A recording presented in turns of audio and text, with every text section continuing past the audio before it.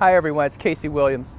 Well, I was reading some of the reviews of the new Ford Ranger, and according to some journalists, it's almost a terrible truck. And I thought, well, if they think it's a terrible truck, perhaps we should get one and see how terrible it is for ourselves. Well, it turns out it's not all that terrible. In fact, it's pretty good. Let's go have a look at it. Well, one of the things nobody should complain about the new Ranger is its styling.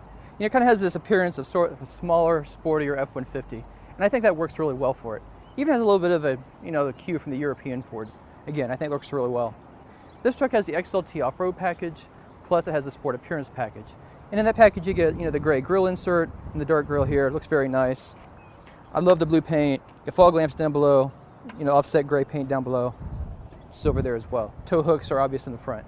Come around the side, you can tell it's jacked up a little bit. Again, this thing is designed for serious off-roading. 17-inch gray alloy wheels with the off-road tires. I think it looks really good. Love the ground clearance. Just gives it a really nice sporty look to it.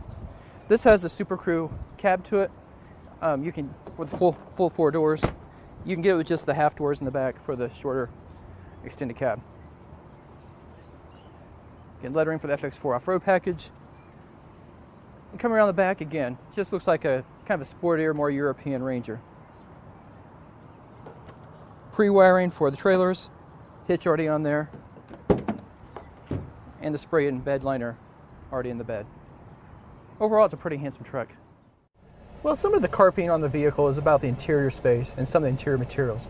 Well, the first thing I'll say is if you really want a large interior, go buy yourself an F-150 or another full-size truck. Then you'll get all the interior space you want. But I don't feel like the interior is cramped. Maybe it feels a little narrower than some of the other trucks, but there's plenty of legroom in the front. If you move the seat up to a reasonable, comfortable position, there's enough legroom in the back. So I don't really see a big issue with that as well. And as far as some of the interior materials, there's a lot of hard plastic in here, but that's typical of vehicles in this class. The rest of it I think is really nice. Cloth seats, of course, they're not heated, but they are really comfortable, they are really supportive, nice bolsters, headrest adjust, so it's not difficult to get comfortable in the truck and go for a long drive. Leather wrapped steering wheel, leather wrapped shift knob, got dual zone automatic climate control, and I think Ford's got a really nice touchscreen. I think it's one of the nicest in the business. Very easy to hook everything up. Got Bluetooth, USB ports down below. You even get 4G Wi-Fi in it. But everything's just on simple icons. Audio's there, climate control, your phone connections, navigation in this truck. It's got Apple CarPlay, Android Auto. I think all that works really well. So other nice features. A nice big glove box. You've got storage here in the center console, sunglass storage, mirrors on both of the visors, and a lot of safety here. It's got forward collision alert system. It's got adaptive cruise control. And the forward collision alert also comes with auto brake, so if you don't pay attention and brake, the car will do that. It's got lane keep assist, blind spot warning, rear cross path detection, and rear view camera. So a pretty comprehensive set of safety features. It has one other nice, really nice safety feature. It has seat sensors in all four outboard seating positions. So if you have a kid in the back and you accidentally forget them, it'll send you that alert and let you know there's actually somebody back there. So overall, I think the interior is just fine. I think it's comfortable, it's nice. I think it's solidly made. And I had no trouble spending a lot of time in here.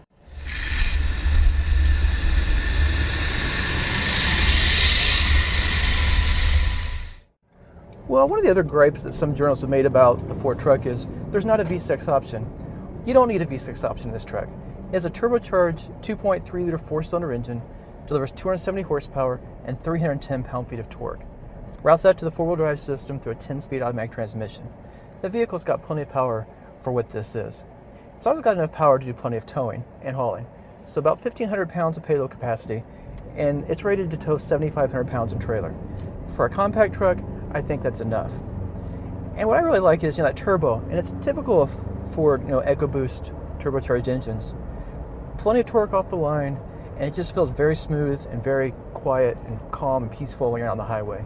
And it's also very nice in highway, in city traffic. The turbo just comes on, gives you just enough torque to kind of get through traffic, and it's all you need. Fuel economy, I think, is also a plus of this truck. 21 miles per gallon in the city, 26 miles per gallon on the highway.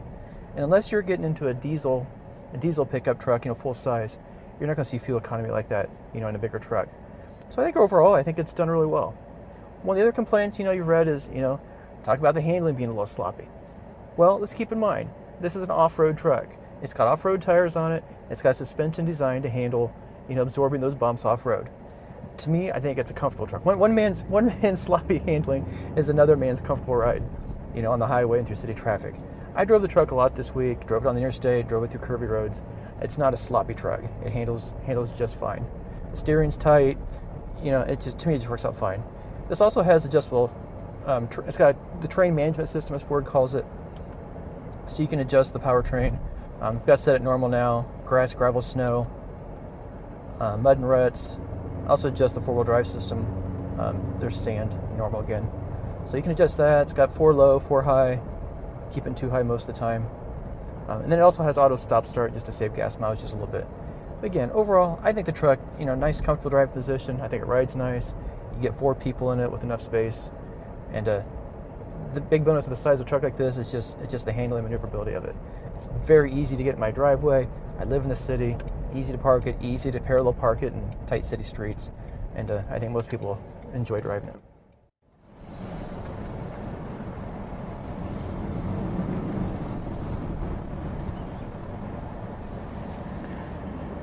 Well, the Ranger is far from terrible.